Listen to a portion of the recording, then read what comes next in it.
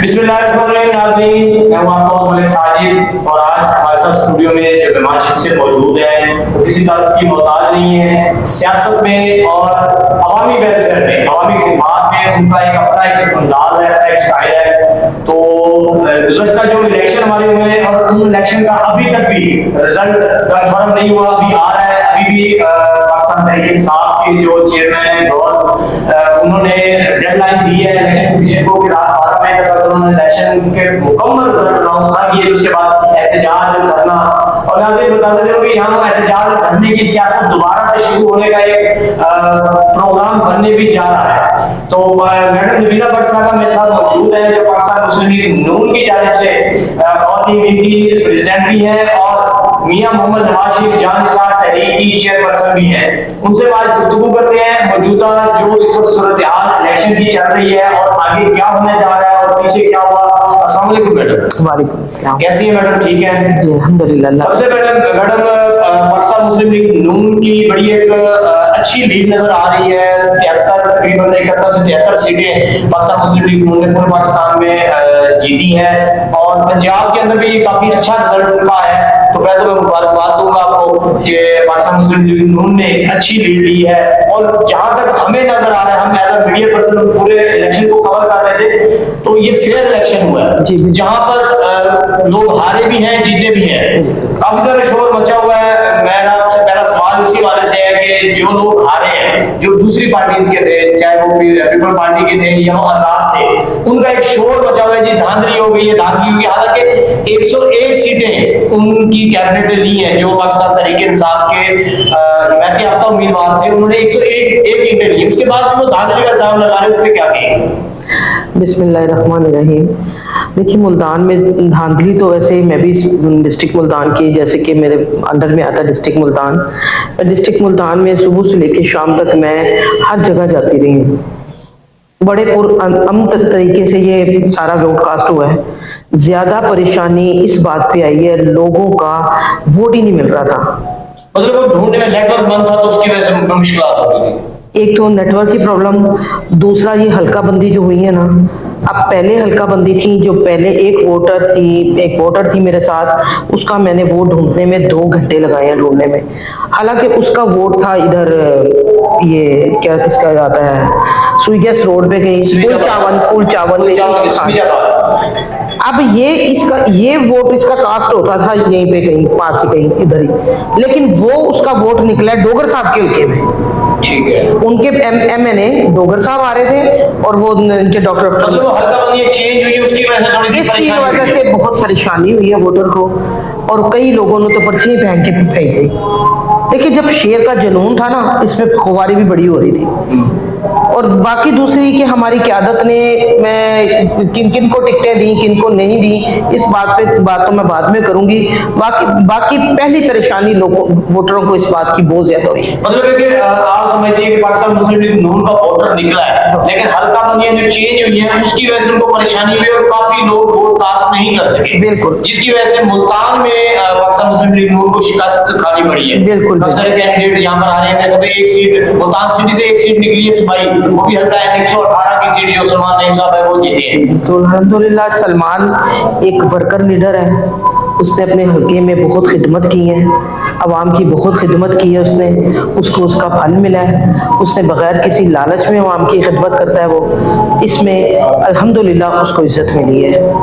अच्छा मैडम, मेरा दूसरा सवाल आपसे कि मुल्तान के अंदर पाकिस्तान मुस्लिम लीग नून ने जब टिकटें दी हैं तो अक्सर जो उनके पुराने लीडर थे, पुराने जो उनके साथी थे, उनको उन्होंने इग्नोर भी किया, जिसमें राणा महमूद हसन साहब भी हैं, राणा इकबाल सिराज साहब भी हैं। तो क्या समझती हैं कि मुल्तान में जब टिकटों का फैसला था पाकिस्तान मुस्लिम लीग नून का, वो बेहतर था या उसमें कोई कोताही हो गई है क़यादत से? जी बिल्कुल, क़यादत से कोताही हुई है। देखिए जो पुराने वर्कर होते हैं ना, उन्हें पता होता है हमारा वोटर किस किस जगह पे है। नए के लिए मुश्किलात पैदा होती हैं। कई जगहों पे मैं ऐसी जगहों पे कई गई हूँ जो नए उम्मीदवार थे, नए टिकट होल्डर थे ना, उनको नहीं पता था कि कहाँ कहाँ हमारा वोटर बैठा हुआ है। उसके बारे में ये परेशानी उनके लिए हुई। वो जिसको जिधर घसीट रहा है वो बेचारा उधर ही जा रहा है, जिसको कर रहा है वो उधर ही भाग रहा है। इसीलिए पुराने वर्करों को नहीं भूलना चाहिए। ये मैं अपनी आपको बता रही हूँ कि पुराने वर्करों को नहीं भूलना चाहिए। उन्होंने एक टाइम दिया होता है पार्टी को, और वो पार्टी के साथ मुखलिस होते हैं, और उनको टिकट देना चाहिए था। ठीक है, नए लोग भी आते हैं, लाजमी नहीं हम उनको टिकटों पे ही में एमपी उम्मीदवार एमपी एमएनए लेके आए। जब पार्टी इक्तदार में आती है, बहुत सी जगह हैं जहां ये लोग एडजस्ट किए जा सकते हैं। तो इसीलिए पुराने वर्करों को नहीं भूलना चाहिए, क्योंकि इमरान खान ने भी यही कुछ ही किया। इसीलिए कई लोग उससे ना हो गए, मुतफक्कर हो गए कि भाई ये तो वही पुराने चेहरे सामने आ रहे हैं। इसीलिए ना पुराने लोगों को नहीं भूलना चाहिए जो पुरानी पार्टी को लेके चल रहे होते हैं। मतलब कि वो हर चीज को हल्के को समझते होते हैं, आवाम को समझते होते हैं, हर जगह उनके मसाइल को बिल्कुल वो उसको लीड सही तरीके से। बिल्कुल। अच्छा बेटा, दूसरा सवाल मेरा तीसरा सवाल है आपसे कि जैसा कि जो आजाद उम्मीदवार या पीडीएम के बैठे हफ्ता उम्मीदवार थे, जैसे कि मेहर बानो है, उन्होंने मतलब एक शोर मचाया है, अपना मलिक तैमूर ये साहब हैं, उन्होंने मतलब एक आज पिटीशन भी दायर की है, मेहर बानो की पिटीशन दायर की है। लेकिन एक चीज बड़ी देखने में आ रही है कि पाकिस्तान मुस्लिम लीग नून के जितने भी उम्मीदवार पाकिस्तान में हारे हैं, उनमें से किसी का भी कोई इस तरह का रिएक्शन नहीं आया, किसी ने भी कोई एहतजाज नहीं किया, उन्होंने अपनी हार को माना तस्लीम किया है, उन्होंने इस चीज को मतलब माना है कि ये मेजॉरिटी है, अवाम ने जमहूरी तरीके से अपना हक अदा किया, जो जीता ठीक है, जो हारा वो ठीक है। तो इसमें आप क्या कहेंगे? देखिए, जिन्होंने पिटीशन दायर की है जी, धांधली हुई है, धांधली कोई नहीं हुई। देखिए, मेहर बानो की अगर आप बात करें, मेहर बानो कराची से आई हुई है। यहाँ से वो जितना भी वोट उसने लिया है वो सिर्फ अपने बाप और बाप बदले की वजह से या अपने वालिद की मतलब उसको वोट मिला है, अदरवाइज उसको उस हल्के में कोई नहीं जानता।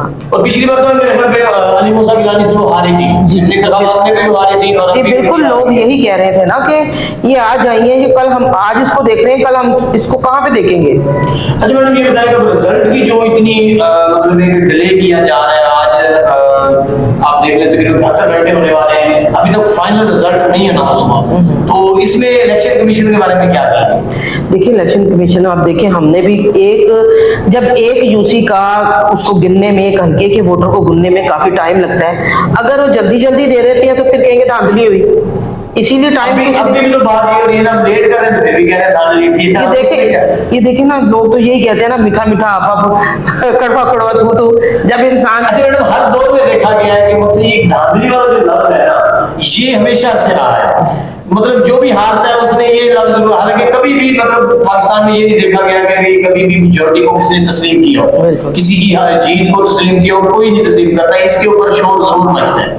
ये देखिए, ये तो आप चलता है, ये जमहूरियत है, ये इसी को जमहूरियत। अच्छा मैडम, गुज़श्ता रात से बड़ी जोड़ तोड़ भी चल रही है, जरदारी साहब लाहौर पहुंचे, अभी भी थोड़ी देर पहले मुलाकात हुई है शहबाज शरीफ साहब की और जरदारी साहब की, और उसके बाद वो इस्लामाबाद जाएंगे, वहां पर उनका प्लान है आजाद उम्मीदवार, वो आजाद उम्मीदवार जो किसी पार्टी से नहीं है, वो तहरीक इंसाफ के नहीं है।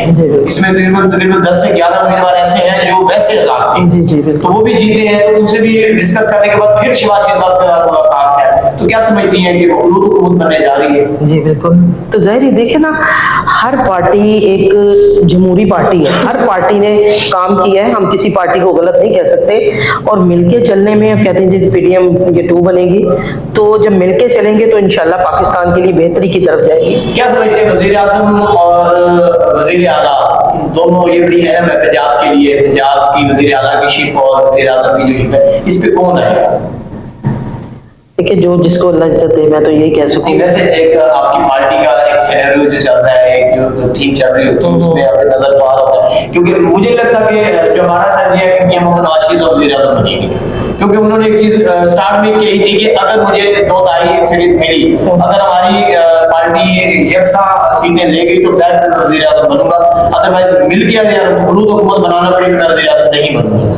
तो यहाँ पर शहबाज शरीफ साहब, चलिए उन्होंने तो नहीं कहा ना, उन्होंने नहीं कहा वो तो बनेंगे। सुनने में ये भी आ रहा है कि सदर के लिए जरदारी साहब का नाम आ रहा है, जो हमारे तक इतला आई है, हमारे कबूतरों ने जो हमें इतला दी है, तो ये है कि सदर जरदारी साहब नहीं तो मियां साहब भी तो सदर आ सकते हैं। नहीं, अगर एडजस्टमेंट होगी तो मेरे ख्याल में फिर मियां साहब सदर आ सकते हैं। अच्छा, नवाज शरीफ साहब वजीर आजम आ सकते हैं। वजीर आला पे कौन है? मरियम साहबा को ले आए आप तो ज्यादा बेहतर है। अच्छा, मतलब है कि आप चाहते हैं कि मरियम साहबा। देखिए, इससे मरियम साहबा की मैं बात करती हूँ। मरियम साहबा ने जब से ये पार्टी संभाली है ना, इन्होंने यूथ पे और तंजीम पे तंजीम भी वार्ड वाइज से इन्होंने बहुत जोर दिया है वर्क किया है। जी, और वार्ड वाइज ये होनी चाहिए। देखिए जब हम वार्ड को लेके चलेंगे ना, उसमें हमें ना वोटर निकालने में भी आसानी होगी। हमें पता चलेगा वार्ड का ये बंदा यहाँ से इतने वोट निकाल सकता है, यूसी से इतने, इसीलिए हम इस तरह ना वोटर निकालने में आसानी होती है और बड़ा अच्छा ये फैसला है। बिल्कुल, मैंने भी देखा मैडम मरीन नवाज साहब जब आई तो उन्होंने शेख जाज स्टूडेंट के नाम से एक तंजीम बनाई, उसको यूसी लेवल तक उन्होंने जो है ना उसको लेकर गए और उन्होंने फिर एमएसएफ न्यू एक जनरेशन उन्होंने तैयार की, एमएसएफ दोबारा से उन्होंने बनाई, उन्होंने कॉलेज यूनिवर्सिटीज के लेवल तक उसको लेकर गए। अच्छा मैडम, अगर ये बताएं कि तहरीक इंसाफ के जो हिमायत याफ्ता उम्मीदवार हैं, अभी थोड़ी देर पहले गौहर साहब का भी बयान आया कि हम वफाक में भी हुकूमत बनाएंगे, पंजाब में भी। जी जी, मैंने भी सुना है। तो उसमें क्या समझती हैं कि वो आजाद हैसियत से लड़े? इलेक्शन कमीशन का एक मौका वाज़ेह है, आइन के मुताबिक भी आजाद हैसियत से जितने भी उम्मीदवार हैं वो जब तक किसी पार्टी में जम नहीं होंगे वो कोई हैसियत नहीं रखते। बिल्कुल। तो क्या समझती हैं कि आजाद में से भी किसी को लेंगे या वो खुद से ही कोई ऐसा कोई सिनेरियो बनाएंगे कि वो हुकूमत बनाने की पोजीशन में आ जाए? देखिए जब हुकूमत बनाने के लिए, देखिए हम हुकूमत क्या करती है इसमें तो मैं कोई राय नहीं दे सकती, लेकिन अभी उनके अल्फाज जो देख रहे हैं वही अल्फाज हैं जैसे इमरान खान के होते थे। अभी मैंने उनका बयान सुना गौहर साहब का, और उनकी वही जैसे कहते हैं ना खान साहब की स्मेल आना अल्फाजों में। जी बिल्कुल, बिल्कुल मैंने उनकी वही सुनी है, वही अकड़ाओ, वही प्राउडनेस, वही चीजें। बाकी जैसे बेहतर अल्लाह को लगेगा, जैसे हमारी गवर्नमेंट बनेगी उसको जैसे बेहतर लगेगा वैसे करेंगी। आखिर पार्टी तो बनानी है ना, अवाम के लिए तो ये करना ही है ना। नून के जो खासतौर पर मुल्तान के जो कारकुन थे, जो जिन वर्कर्स थे जिन्होंने मेहनत भी की, भागदौड़ भी की, सुबह शाम मीटिंग्स की, उनके लिए कोई पैगाम मुल्तान के बारे से? जी बिल्कुल, मैं वर्करों के लिए, खास वर्करों ने बहुत मेहनत की है, और जो जैसे कि कहते हैं ना कि जे वर्करों ने तो मेहनत की है, लेकिन जो कैंडिडेट थे ना उनकी तो वैसे ही मत मारी हुई थी। लेकिन जिन्होंने कैंडिडेट को खींच रहे थे, जी आप उधर चलो, आप उधर चलो, वर्करों की बात नहीं सुनी गई।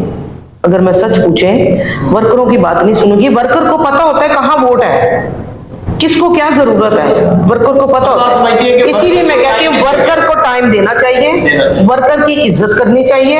वर्कर बहुत अच्छे होते हैं, वर्कर बहुत टाइम देते हैं, वो बगैर किसी मतलब के, बगैर किसी लालच के काम कर रहे होते हैं, उनको ज्यादा अहमियत देनी चाहिए। मैं तमाम कैंडिडेट्स के कहती हूँ और जो भी ओहदेदारान हैं उनको चाहिए कि अपने वर्करों की इज्जत करें, उनको साथ लेके चले, क्योंकि मेरी आदत है, मैं अब जहाँ चलती हूँ मैं वर्करों को साथ लेके चलती हूँ, और मैं सभी से ये कहूंगी वर्करों की इज्जत करें, वही आपको जिताएंगे, वही आपको विन करवाएंगे, यूसी से भी और हल्के से भी।